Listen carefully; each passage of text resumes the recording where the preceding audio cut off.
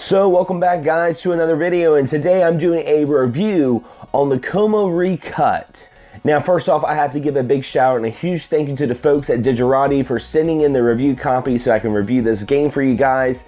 And the Coma Recut was released on PlayStation 4, Xbox One, and on Steam, but today I'm actually going to be reviewing the port that came out on the 21st of December for the Nintendo Switch on the Nintendo eShop. Now what's really interesting about the Coma Recut is actually a remaster of another game that was only released on Steam called the Coma the Cutting Class. Now, I've never played the original, so there's no way I can really compare the remaster to the original intake of this game, but I do have to say one of the things that really surprised me with this game is I went into it completely blind. I was like, I had an idea of what it was when I was requesting the review copy, but I wasn't really expecting exactly what I was getting myself into, and I have to say I was pleasantly surprised. Now, first I'm going to start with the story. The story starts off in a Korean high school. You're playing as a student named Young-ho who is just got the worst luck. He gets picked on at school, and one of the worst things that could happen in his life is he oversleeps during one of the most important exams in his whole school career. And it was like, you know, you saw that and you're like, oh man, this is already starting on a pretty bad foot. And you kind of see how his interactions are with high school. He gets picked on a lot. He's very nervous, and your typical average high school outcast. His only mentor is actually his teacher, who, you know, like all adolescent boys, also has a little crush on. But that's not where this game dives into the survival horror. He's just not trying to go through high school, even though that's scary enough, but he falls asleep during the exam, and when he wakes up, the high school is dark and it's all ransacked and destroyed, and there's no one in the school other than his teacher that he looks up to as a mentor, who is chasing him around wanting to kill him. Now this is where I have to get into the gameplay of the Coma Recut.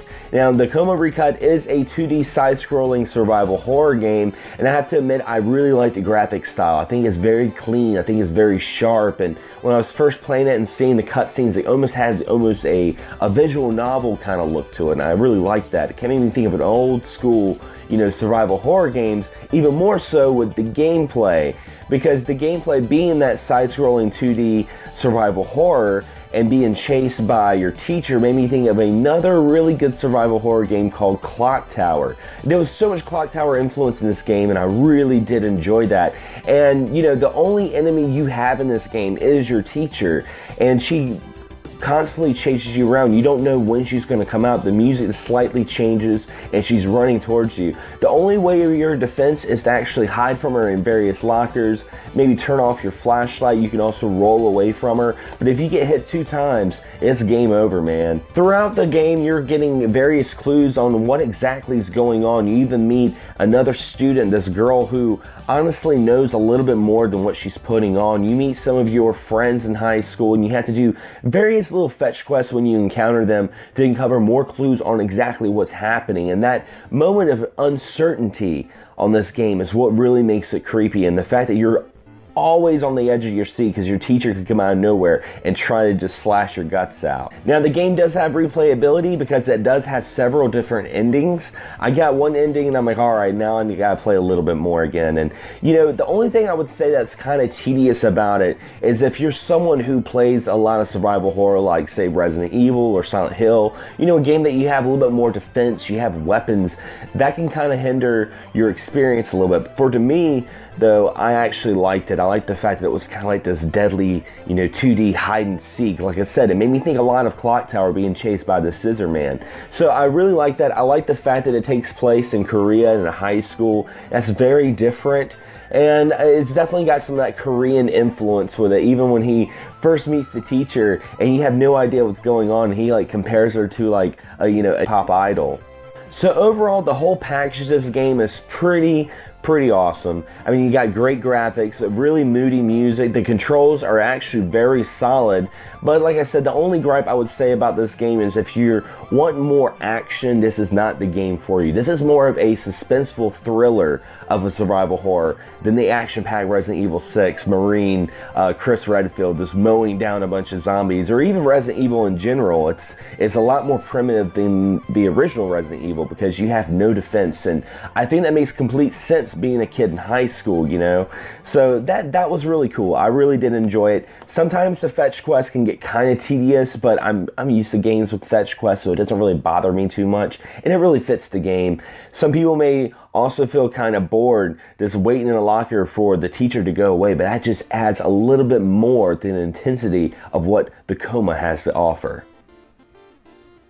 So anyway, guys, if I had to rate the Coma, because I did have a viewer say, you know, my last review, I didn't rate it, I would actually probably give it an 8 out of a 10. And the only reason why it's not getting a 9 or a 10, even though I really do enjoy this game, is because some of the minor flaws that could really turn off the gamer, and that's, you know, lack of action, you know, no gunplay. Also, some of the fetch quests can get kind of tedious, going from one end to the other. You can just get kind of like redundant for certain gamers, but me personally, I loved it. I do think it's a great game to play on the go using the Nintendo Switch. It really utilizes what the Switch has to offer. And if you're looking for a nice survival horror game on the go, or maybe you want to play in the dark closet or something, the Coma Recut is the game for you. Anyway, guys, as always, thanks for watching, and if you want to stay in the know on what's going on with this channel, be sure to hit the bell. The bell is going to be beside the subscription button, and this will notify you whenever there's a new upload, which is going to be every Sunday and every Wednesday. Anyway, guys, as always, thanks for watching, thanks for subscribing, and as always, happy gaming. Can't get enough of Excess Gaming Podcast? Be sure to check out our audio podcast on Podomatic.com. You can also subscribe to us on iTunes. And if you have a YouTube channel or podcast you'd like to share, be sure to check us out on Facebook on our group page and join the community. As always, guys, thank you so much for all the support, and happy gaming.